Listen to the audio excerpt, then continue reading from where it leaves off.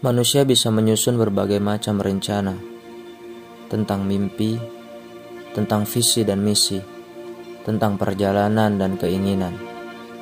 Tapi tak cukup dengan itu, ada peran Tuhan yang berkehendak dan maha menentukan.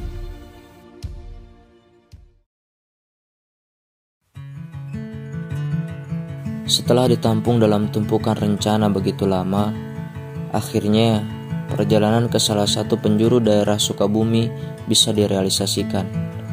Musabab seorang kawan telah menyambangi kami, Bung Yamin, seorang sahabat, saudara kami di sana.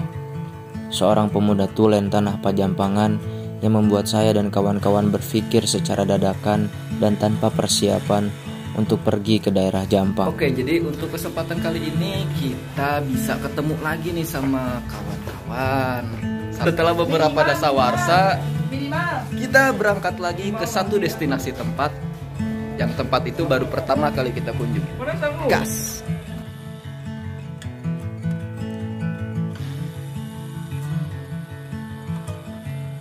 Jampang adalah sebuah nama daerah yang tak asing lagi bagi para penjelajah pariwisata. Terkenal dengan keindahannya, lestari dan asrinya, kesohoran dan jaraknya yang jauh. Sehingga hal itu menjadi daya tarik tersendiri untuk orang-orang berdatangan, apalagi pada saat musim liburan.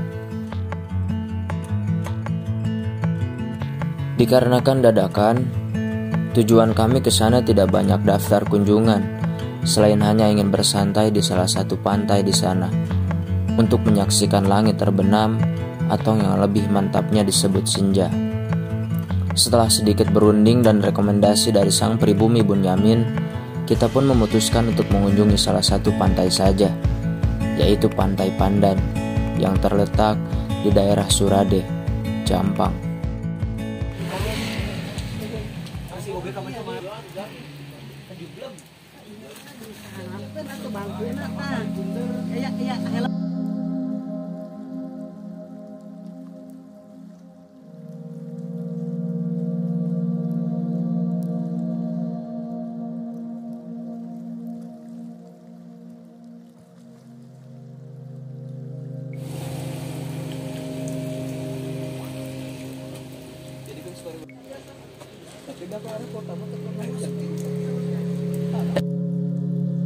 Meski sempat dilanda keraguan, sebab di perjalanan terhambat hujan. Ajaibnya, cuaca di daerah Surade cerah merona, seperti tahu betul bahwa kami akan datang. Seolah mentari yang menyorot mata adalah sambutan hangat dari langit Pajampangan.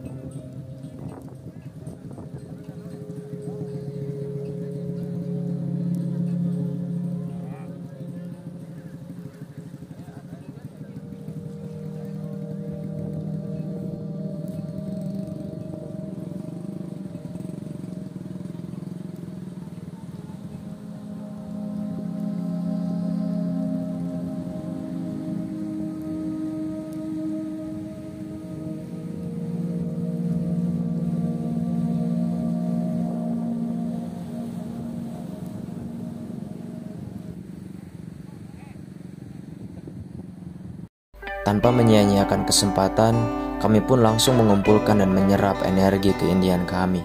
Memesan kopi, duduk dan menghisap rokok, sesekali bersuah foto dan perkontenan duniawi. Lalu, merenung, memikirkan hidup menjadi dewasa yang semakin bingung, diiringi lagu 420 yang menenangkan hati.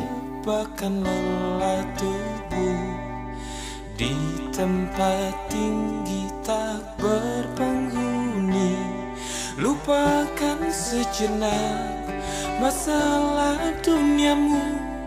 Lembut sang awan kan menyambutmu.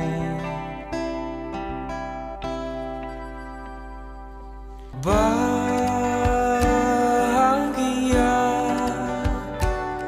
bagi aku cukup sederhana. Tak cukup lama, di sana kami hanya bersantai beberapa jam saja, karena kami memutuskan untuk tidak menginap disebabkan kebutuhan hidup yang menuntut kami untuk pulang. Setelah makan dan mengabadikan momen-momen kebersamaan, bersamaan pula dengan semakin gelapnya hari, kami pun bergegas untuk kembali ke rumah masing-masing. Berbagi apa saja yang ada, tak terfikir dunia, tak peduli juga apa yang ada di bawah sana. Dari perjalanan ini, saya pribadi belajar. Pertama, semakin dewasa, maka perubahan semakin gencar memaksa.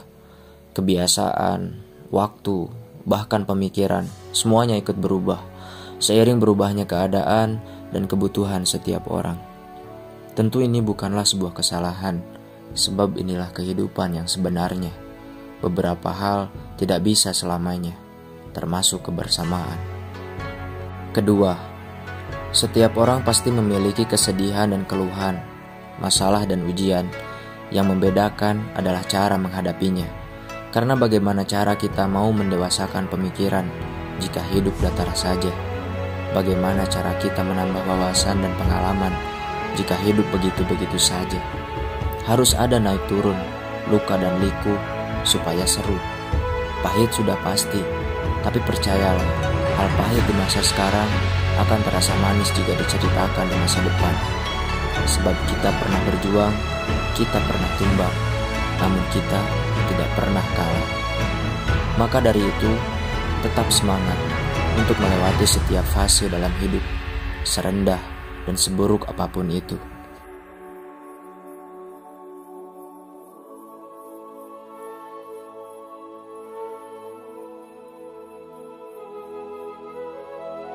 Dan yang terakhir, dalam setiap hubungan ada satu titik rasa, yaitu cinta. Hubungan pacaran, suami istri, begitupun persahabatan. Bagi saya pribadi, dalam cinta tidak ada alasan dan spesifikasi yang jelas bagaimana rasa itu bisa tertanam pada seseorang. Tidak berdasar pada benefit, kelebihan, kesesuaian, atau persamaan. Toh itu semua bukan jaminan. Cinta ya cinta, yang datang tanpa diundang, yang tumbuh tanpa diunduk. Cinta yang menerima apa adanya, bukan ada apanya. Itu pendapat saya. Kalau berbeda ya silakan saja. Pemikiran kita tidak harus sama, bukan? Sebab beda kepala, beda pula cara berpikirnya. Perjalanan ini bukanlah akhir. Masih banyak perjalanan yang akan kita jamahi untuk menambah pengalaman, cerita, dan tentunya persaudaraan. Terima kasih Jampang, terima kasih Bung Yamin, dan kawan-kawan Pajampangan yang keren dan tentunya ramah.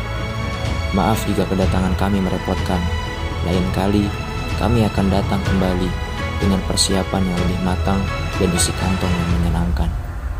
Karena tak dipungkiri, meski bukan hal utama, faktor dana cukup menentukan. Sekian dari Kapten. Salam kis-kis, salam amang puisi. Salam persaudaraan.